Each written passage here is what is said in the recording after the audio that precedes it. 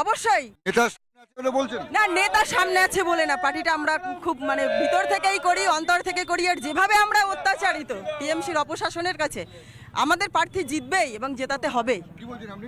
এটা আমাদের জেলার ইনটিউশন, বারাসাত জেলার। কারণ অপোজিশনে যিনি আছেন এমপি, তার এত করাপশন আছে। কাকলি ঘোষ দস্তিদার মহিলা, তার নামেই বলছি। তো আপনিও মহিলা।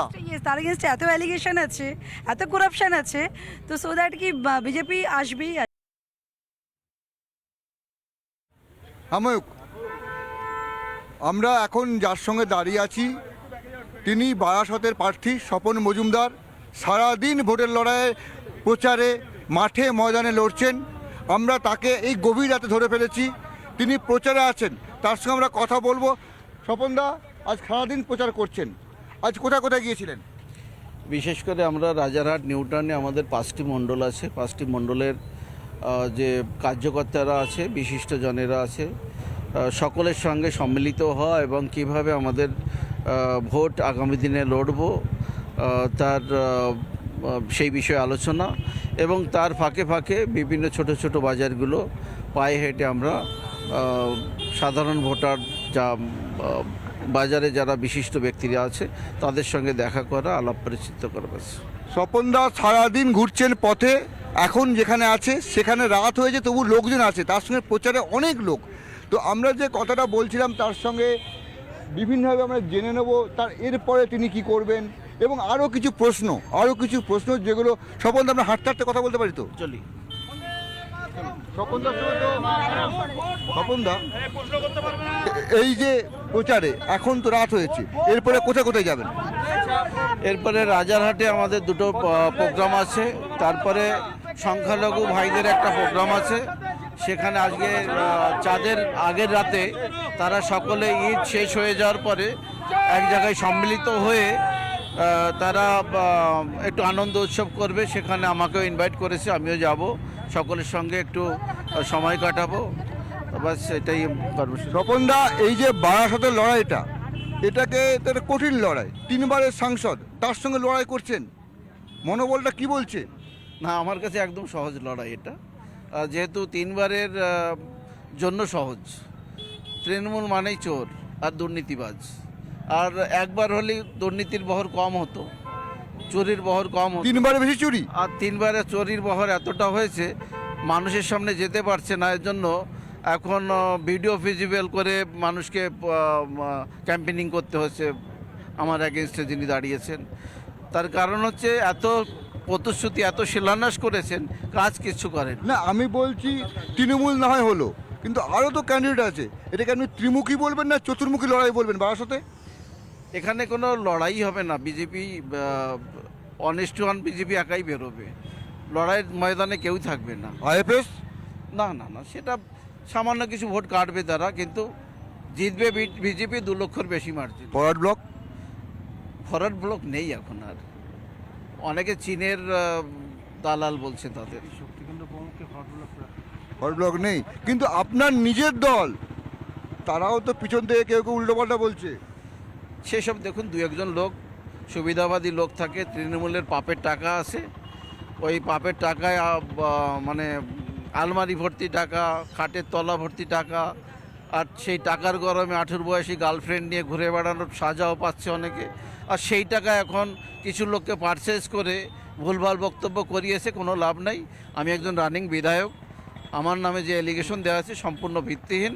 আর সেটা যদি হতো, নির্বাচন কমিশনে আমি যে দাখিল করেছি তখনই চ্যালেঞ্জ করতে পারতো। না, ওরা তো নির্বাচন কমিশনে যাচ্ছে বলছে, তো গেছে। যারা গিয়েছে তাদের মতন বড় মূর্খ আমি মনে হয় নেই। কারণ হচ্ছে আমি এখনও হলফনামা দায়েরই করিনি, তো নির্বাচন কমিশনে যায় কি করে? তারা দায়ের করবো, তারপরে চ্যালেঞ্জ করুক। না, অ্যাকচুয়ালি যেটা হচ্ছে, আপনাকে লড়াই করতে হচ্ছে তৃণমূলের সঙ্গে, আইএফএসের সঙ্গে, ফরওয়ার্ড ব্লকের সঙ্গে, সেখানে আপনার দলের লোকেদের কেউ কেউ এমনি। দেখুন, ভারতবর্ষের সবথেকে বড় দল, পৃথিবীর সবথেকে বড় দল বিজেপি দল, আর পৃথিবীর সবথেকে বড় লিডারশিপ হিসেবে নরেন্দ্র মোদীজিকে মেনে নিয়েছে, আর সেই দলের লিডার আমরা। তো আমাদের কাছে সেই লড়ার সেই এনার্জি আছে যে এই সব চোরেদের সঙ্গে আমরা একসঙ্গে লড়বো, এর জন্য আমরা প্রস্তুত। না না, ওরা তো কেউ কেউ বলছে আপনার নাকি বিশাল টাকার জোর, অনেক টাকা আপনার, আর সেই টাকা দিয়েই আপনি অনেক কিছু করে বসছেন, কি জানি, আমি জানি না ভাই। আমি সাধারণ ঘরের ছেলে, একজন এসসি নমশূদ্র মধ্য ঘরের সন্তান। দল আমাকে বারাসাতের মতন একটা সিটে লড়ার মতন সুযোগ করে দিয়েছে। আমি এলাকার সমস্ত শুভবুদ্ধি সম্পন্ন মানুষকে বলবো, আমরা সবাই মানুষ, সবাই দেশের উন্নয়নের স্বার্থে, দশের উন্নয়নের স্বার্থে কাজ করব। মোদিজির যে স্বপ্ন সবকা সাথ সবকা বিকাশ, সকলকে সঙ্গে নিয়ে সকলের বিকাশ করা, ভারতবর্ষকে অগ্রগতির দিকে নিয়ে যাওয়া, এই লক্ষ্যেই আমরা এগোবো। বাংলা যেভাবে কলঙ্কিত হয়েছে, বাংলাকে কলঙ্কিত মুক্ত করতে হবে, বেকারত্ব মুক্ত করতে হবে, বাংলায় শিল্প স্থাপিত করতে হবে, বাংলার ছেলে মেয়েদের কর্মসংস্থান দিতে হবে। বাংলায় মানুষ যেভাবে বছরের পর বছর, আমার শিক্ষিত ভাই বোনেরা কলকাতা রাজপথে ধর্নায় বসে আছে চাকরির অপেক্ষায়, বাংলায় যেভাবে আমাদের ঘরের মেয়েরা ধর্ষিতা হয়েছে, যেভাবে ইদানিং সন্দেশখালির ঘটনাটা আপনারা সকলে জানেন, এই ধরনের ঘটনা বাংলার জন্য খুবই লজ্জাজনক। এর জন্য আমি কারো দোষ দেব না। এই একজন মহিলা মুখ্যমন্ত্রী হয়ে এই বিচার ব্যবস্থা, মানে প্রশাসনিক পরিকাঠামোকে এতটা ভেঙে ফেলেছে। পুলিশ গতকালকেও মানে টেবিলের তলায় পালিয়েছে। এর আগে ইডি আক্রান্ত হয়েছে, সিবিআই আক্রান্ত হয়েছে, এনআইএ আক্রান্ত হয়েছে। বাংলায় কি রাজ্য চলছে? আপনি বললেন তালিবানি শাসন চলছে, আপনি কথা বলছেন, আপনার দলের কেউ কেউ বলছে, এদিকে দেখা যাচ্ছে আপনি নিজে মতুয়া সম্প্রদায় বলছেন। নমস্কার, বিজেপি লিডার যারা আছেন বা যারা প্রার্থী হয়েছেন, তারা মোটামুটি এই কথাগুলি সবাই বলছে। আপনার তুরুপের তাসটা কি? আমাদের তুরুপের তাস হচ্ছে মোদি গ্যারান্টি। মোদি যেটা বলে সেটা করে, সেটা 3 তালাক হোক, ধারা 370 হোক, 35-এ হোক, রাম মন্দির হোক, সারা সনাতনী এবং হিন্দুদের আরাধ্য এবং আমাদের যে রাম মন্দির, ভব্য মন্দির তৈরি হয়েছে এবং রামলালার মূর্তি স্থাপিত হয়েছে, সারা পৃথিবীর সনাতনী এবং হিন্দুরা গর্বিত। এবং নরেন্দ্র মোদীর যে জনমুখী প্রকল্পগুলো কোনো জাতপাত বাদ বিচার করে করেনি তিনি।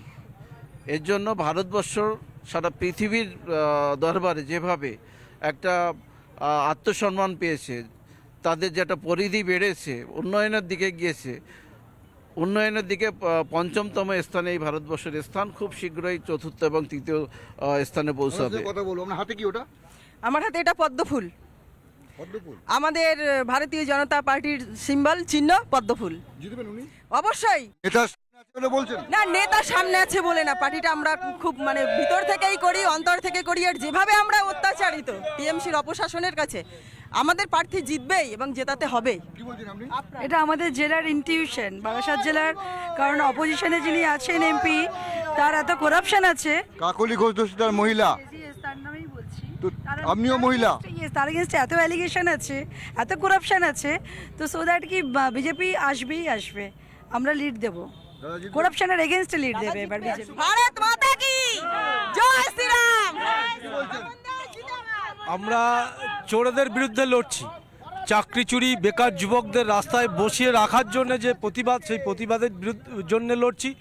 এবং কয়লা চুরি, গরু চুরি, বালি চুরির বিরুদ্ধে লড়ছি। এবং রেশন চুরি, সর্বশেষ মিড ডে মিল চুরি, বাচ্চাদের মুখের খাওয়ার চুরি, সব কিছু চুরির বিরুদ্ধে লড়ছি। আমাদের প্রার্থী জিতবে, আমাদের আদর্শ নরেন্দ্র মোদী, এবং সেই নরেন্দ্র মোদীর গ্যারান্টি কার্ড ঘরে ঘরে কাজ করবে। আপনার পাশেই বর্ডার বনগাঁর, আপনি তো আপনি হওয়ার পর মানুষ ওই কি পাচার যে হয়, যে বলে না পাচার হচ্ছে, ওখানে তো মহিলাদেরও পাচার হয় শুনেছি আমি, তো ওগুলো কি সব বন্ধ করা যাবে?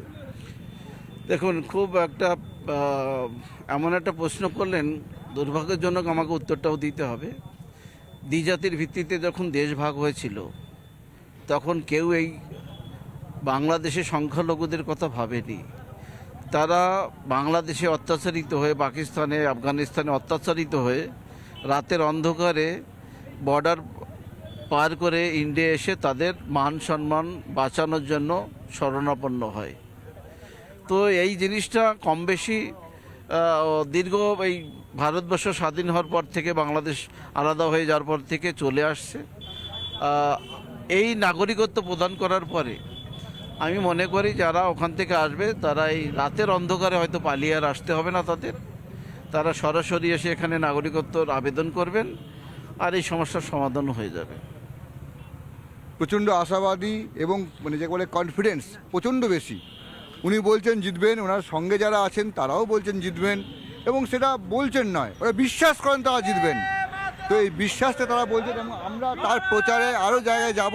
এই মুহূর্তে ওনার সঙ্গে আমরা ছিলাম, ওনারা কাছে জেনে নিলাম আর কোথায় কোথায় প্রচার করবেন। তবে এখন আমরা ব্রেকিং নিয়ে থাকবো, কি খবর আছে সেটা দেখবো, আর এই প্রচারের খবর আর কোথায় কি খবর হচ্ছে আমরা এরপরে আরও জানাতে থাকবো।